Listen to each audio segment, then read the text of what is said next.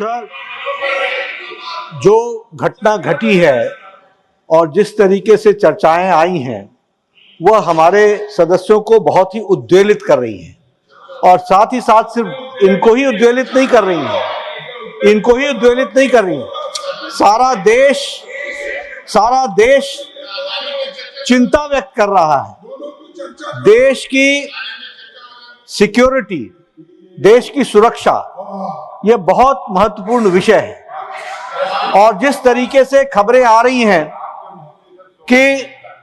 Forum of democratic leaders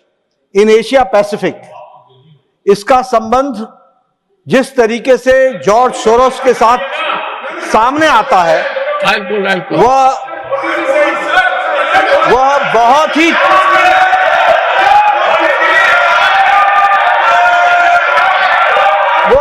चिंताजनक है। वो बहुत ही चिंताजनक है जिसकी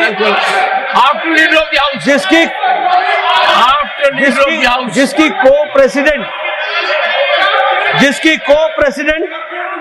हमारे इसी हाउस की एक सदस्य, जिसकी को प्रेसिडेंट इसी हाउस की एक सदस्य है और यह जो forum of democratic leaders of Asia Pacific है, यह जम्मू कश्मीर स्टेट को एक अलग एंटिटी के रूप में देखता है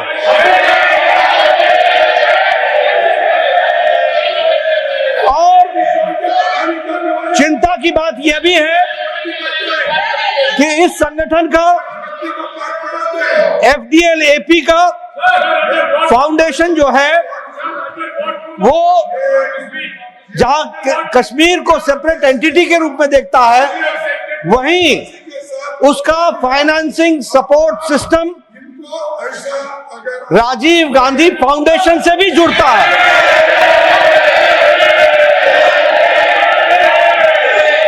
और इसलिए बहुत ही चिंताजनक विषय है। ये भारत की छवि को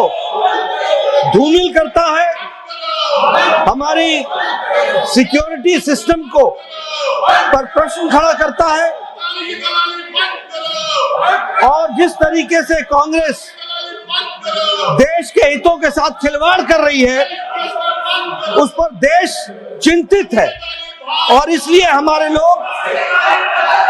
चाहते हैं कि इस पर चर्चा हो। एक बात और ध्यान में आती है कि कांग्रेस के वरिष्ठतम नेता विदेश में जाते हैं और वहां भी